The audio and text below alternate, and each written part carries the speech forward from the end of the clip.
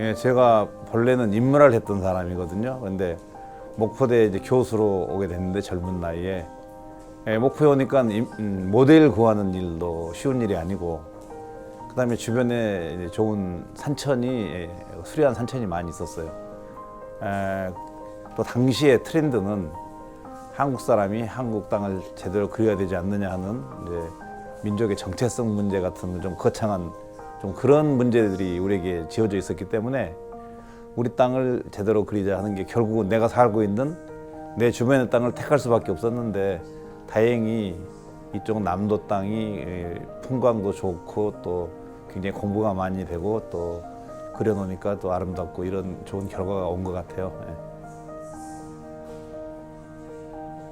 예, 저는 그 현장에 가서 그 밑그림부터 완성까지 거의 다 하기 때문에 실제로 그 수업하는 거 외에는 거의 현장에서 그림을 그려왔습니다. 그래서 자연스럽게 동네 사람들하고 친하게 되는데, 한 번은 어떤 동네 이장님이 자기 아들 돌이라고 초대를 받아가지고 또 돌반지도 선물한 적도 있었고요. 이게 굉장히 기억에 남고, 또 한 번은 동네 사람이 이제 명동에서 이렇게 개인전을 하고 있는데 대낮에 이렇게 술 한 잔 드시고 또 시골 분이 올라오셔가지고 그림을 가리키면서 이 그림이 바로 내가 사는 집이라고 이러면서 굉장히 즐거워하는 또 그런 걸 본 적이 있어요. 그래서 뭐 저만 그런 경험을 하는지 모르지만 좀 특이한 경험인 것 같아요. 풍경화라고 하는 것은 이제 여러 장르의 그림마다 제각각 이제 바라보는 특징이 있는데요.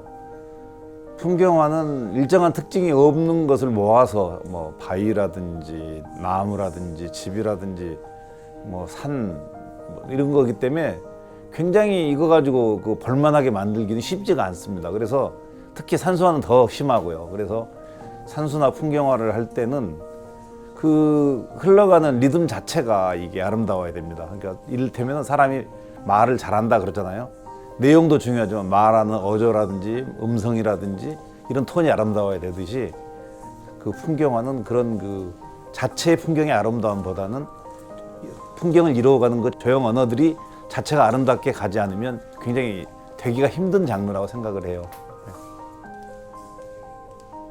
그 행촌미술관이라고 해남에 이제 미술관인데 거기서 대흥사 그리는 프로젝트에 참여를 하게 됐어요. 많은 사람들이 이 풍경을 위주로 하더라고요. 근데 뭐 아까도 여러 번 얘기했지만 원래 인문화를 했던 사람이라서 불상, 인문화에 대한 불상도 관심이 첫째 있었고요. 그 다음에 두 번째는 부조로 되어 있는 그 조각상을 평면 회화로 옮기려고 하는 것에 상당한 조형적인 흥미를 개인적으로 가지게 됐어요. 그 다음에 제가 또 불교에 대해서 상당한 호감을 가지고 있었는데 이 그림을 그리게 되는 그 과정에서 불교에 대해서 공부를 더 많이 하게 되고 이 도상들이 가지고 되는 의미에 대해서도 공부를 많이 하게 되고 이런 굉장히 그 여러 가지 시너지 효과도 생기고 그랬던 것 같아요.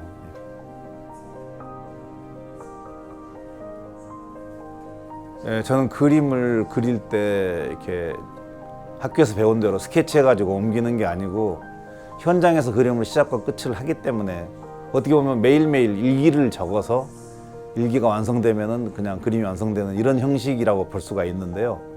그 그림 한 점 한 점이 내 마음에 다 들 수가 없잖아요. 그러면 이 그 작품에서 못다한 미진했던 거를 다음 작품에 한 번 더 해보자 되지 않을까 하는 이런 생각을 가지고 하다 보면 또 마음에 안 들고 또 한 번 더 해보면 한 장만 더 그리면 꼭 될 것 같은 그런 느낌 있잖아요.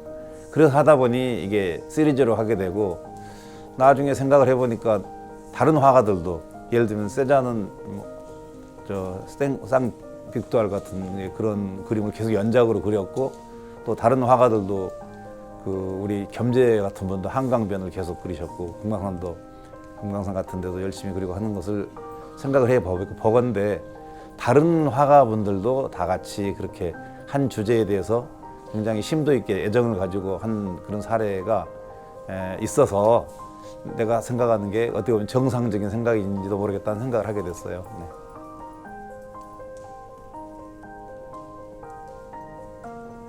네. 저는 그 정상적인 우리의 그 특별한 문화생으로 공부하지 않아서 서양화했다가 한국화를 한 사람이고 혼자서 이렇게 독학하다시피 풍경화를 했거든요. 원래는 인문화 했었다고 아까 얘기했죠. 그러다 보니까 그 바라보는 시각이 사람들이 좀 이렇게 독특하다고 생각을 하지만 나 스스로는 힘들었어요. 왜냐하면 동네 산 위도 그리기가 어려우니까 이렇게 여러분 보시다시피 돌도 그리고 그다음에 바위를 그리고 바위선에 나무도 그리고 이래가지고 점점 그릴 줄 알게 되니까 큰 명산을 그리러 월수산도 그리게 되고 했거든요.